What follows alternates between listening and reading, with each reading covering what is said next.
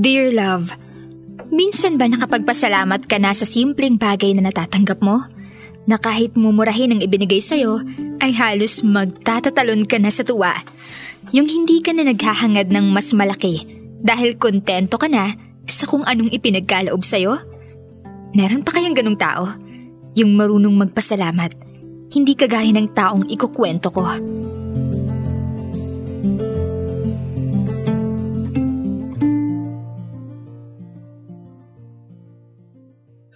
Happy birthday, anak!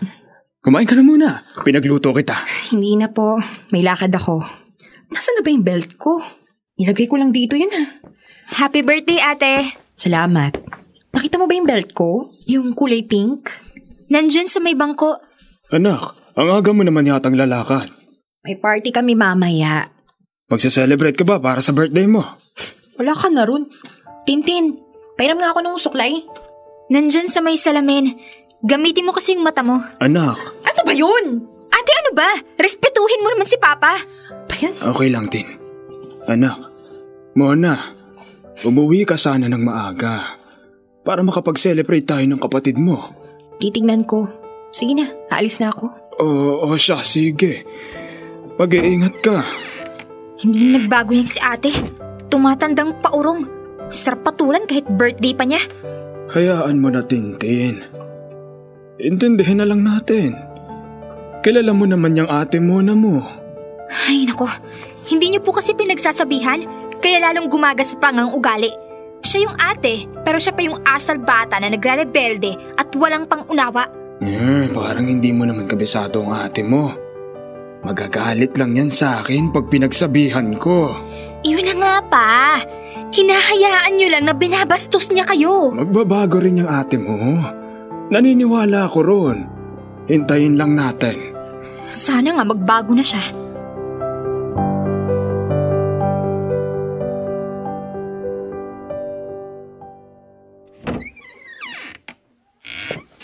Anak, mabuti naman at nakauwi ka na. Kanina pa kita hinihintay. Hindi mo din sinasagot yung tawag ko sa'yo. Ano ba kasi yun? Bakit kayo tawag ng tawag sa akin? Ang dami kong pinagkakaabalahan tapos iistorbohin niyo lang ako doon. Uuwi ako kung kailan ko gusto. Hindi niyo ako kailangang pauwiin. Pasensya ka na. Excited lang ako na ibigay sa'yo ang hinanda kong regalo para sa kaarawan mo. Tintin, paabot nga. Ito po pa. Ano to? Buksan mo. Sana magustuhan mo. Damit? Ano to? Sa ukay-ukay pa talaga binili. Aanhin ko to. Regalo ko sa'yo, anak. Naaalala mo ba nung bata ka pa? Gustong gusto mo magpabili ng damit pero wala tayong pera. Kaya ngayon dalaga ka na. At habang nagtatrabaho ako sa construction, nag-ipon ako pambili man lang ng damit para sa'yo. Pasensya na at yan lang ang nakayanan ni Papa. Seryoso po ba kayo? Pagsusuotin niyo po ako ng damit na parang basahan. Mukha ba ako nagsusuot ng ganyang basura? Ang cheap ng taste niyo Diyos ko naman. Kung bibili sana kayo, sana yung branded na. Hindi yung binili lang sa kung saang palengke. Ate, magpasalamat ka na lang. Buti nga naregaluhan ka pa. Naghanap ka pa ng branded. Saan naman kami kukuha ng pera para doon? Ako nga masaya na ako sa damit ko kahit butas. At least may maisusuot. Magpasalamat. Nagpapatawa ka ba?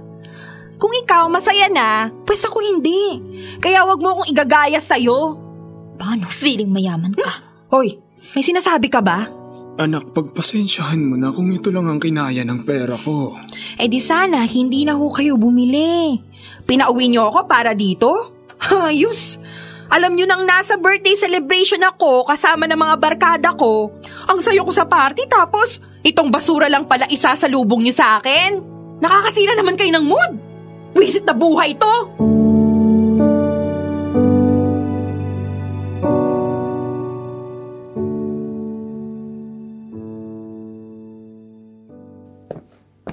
Anak, tinanghali ka na ng gising. Kumain ka na. Sandali, kukunin ko lang yung sawsawan na ginawa ko. Kumain na yung kapatid mo kaya sa'yo na lahat ng yan. Ano to? Tuyo na naman? Wala na ba kayong ibang maiahain kundi tuyo? sardinas, kangkong, hotdog. Hindi po ba kayo nandidiri? Ako sukang-suka na eh. Purgang-purga na ako. Hindi ko nga maituturing na pagkain yan eh.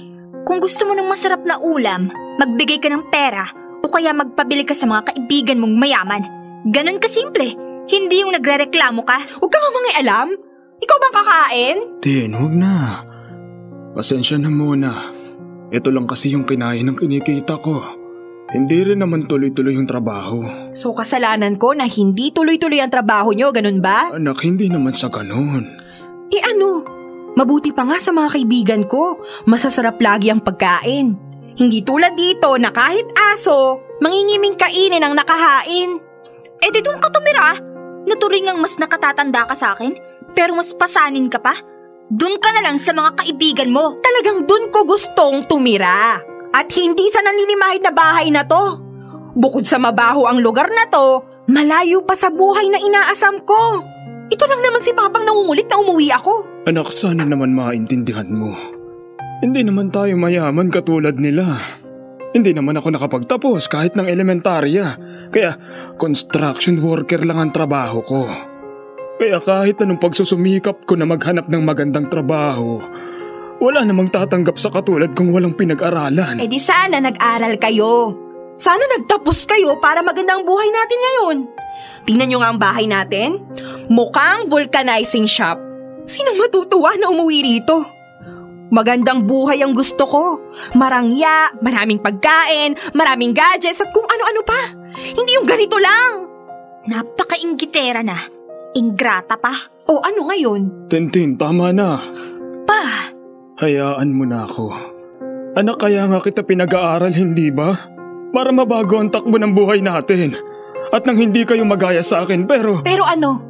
Na mas ginusto kong hindi na mag-aral at sumama na lang sa mga kaibigan ko? Malamang, dahil doon ko natitikman ang marangyang buhay na hindi mo maibigay. Alam mo pa, tungkulin mo bilang magulang ang bigyan ng anak mo ng maayos na pamumuhay. Mukha ba maayos to? Diyos ko, makaalis na nga.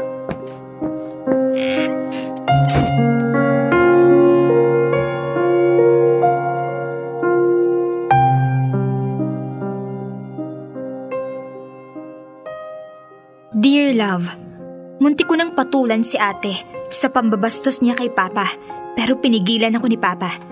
Hindi ko alam kung saan siya kumukuha ng kakapalan ng mukha para manghingi ng labis sa ibinibigay ni Papa sa amin. Samantalang hindi naman siya nag-aambag para gumaan ang buhay namin. Si Papa na lang ang umaako ng lahat.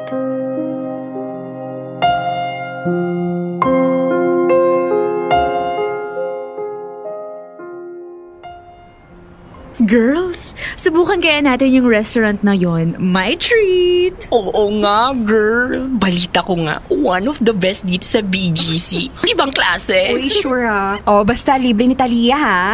G ako dyan, di ako tatanggi. Oo nga, my treat. As always naman. Gusto ko kasing tikman yung premium Wagyu steak nila. Uy, yummy! ako rin, girl. Anak? Ay, Mona, ikaw ba yan? Paano ginagawa mo rito? Bakit ka nandito? May pinaayos ang amo ko dito. Sila ba ang mga kaibigan mo? do you know, Manong, bakit kanya tinatawag na anak? Oo nga, girl. Nalilimos ba? Give him money na para we can eat na. Let's go. Anak ko siya. Kayo ba ang mga kaibigan ng anak ko? Dito lang ako nagtatrabaho sa construction. Ay, anak, construction worker ang papa mo? Akala ko, girl, patay na ang mga magulang mo. Hindi. Ano ka ba? Hindi. Anak. Ano ba? Hindi nga kita kilala eh. Hindi ko siya kilala. Manong, pwede bang wag po kayo manggulo? Hindi ko po kasi kayo kilala. Bakit niyo po ako tinatawag na anak? Patay na po ang mga magulang ko. O ito po, 100. Umili po kayo ng kung anumang pagkain. Nakakasira po talaga ng ulo ang hindi pagkain sa tamang oras. Baka may problema lang sa pag-iisip si Manong. Tara na, umalis na tayo dito, girls. Kawawa naman. Pero nakakatakot. Akala ko sasaktan tayo or sasalisihan.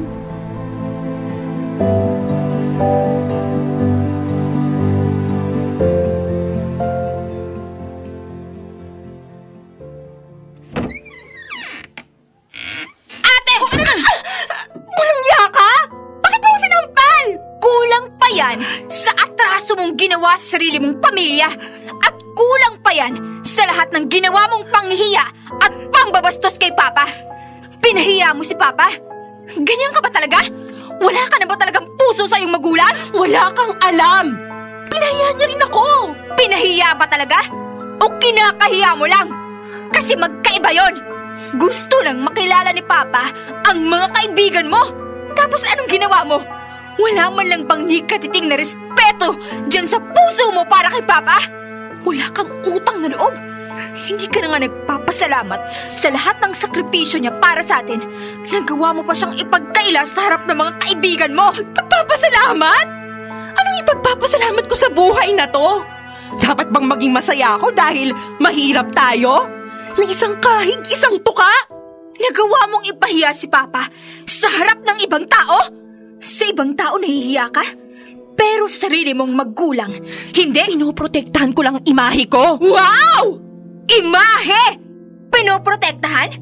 Simula pa lang, peke ka na. Ano bang pakialam mo? Bait-baitan? Kung kontento ka na sa buhay na to, pues ako hindi.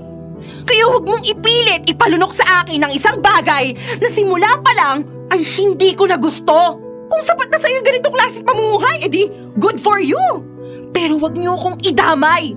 Huwag mo akong idamay sa drama ng buhay niyo. Huwag mo nang uulitin ang pakikialam mo sa akin. Ikaw ba ang may lakas ng loob na sampalin ako? Lahat ng pang-aalipusta mo sa akin ay kaya kong tiisin. Lahat ng kalapastanganan mo ay kaya kong palampasin. Pero wala kang karapatan na saktan ng anak ko! Minahal at itinuring kitang isang tunay na anak. Kapantay ng pagmamahal ko kay Tintin. Kahit na ang totoo ay napulot lang kita noong sanggol ka pa lamang. Hindi ko inaasahan na ganito pa ang isusukli mo sa kabutihang loob na ipinakita namin sa'yo. Kung hindi mo na talaga kaya pang sikmurain ang kahirapan, wala nang pumipigil sa'yo. Sapat na siguro ang panahong iginugol ko para magpakaama sa'yo. Tinutuldukan ko na ang anumang namamagitan sa atin. Mula ngayon, ay wala na tayong ugnayan. Malaya ka nang gawin ng mga bagay na nais mo at pwede mo nating kalimutan ang naging karanasan mo habang kapiling kami. Sana ay maging tunay kang masaya sa buhay. Papa! Makakaalis ka na.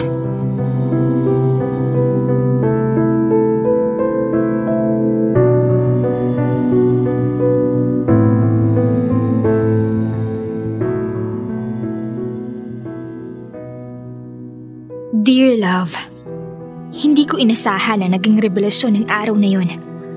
Ang huling araw na nakita ko si Ate Mona sa bahay. Walang ibang hinangad si Papa para sa amin ng mga anak niya, kundi ang mapabuti. Pero napahanga ako ni Papa. Nagawa niyang mahalin kami ni Ate Mona ng pantay, kahit na ang totoo ay hindi naman pala namin kadugo si Ate. Nakakalungkot na naisiwalat ang katotohanan sa isang komplikadong pagkakataon. Madalas pa rin nag-aalala si Papa para kay Ate Mona. Hindi na siguro yun maiaalis sa kanya bilang tunay na anak ang turing niya kay Ate Mona. Kahit pa siya ay isang ingrata.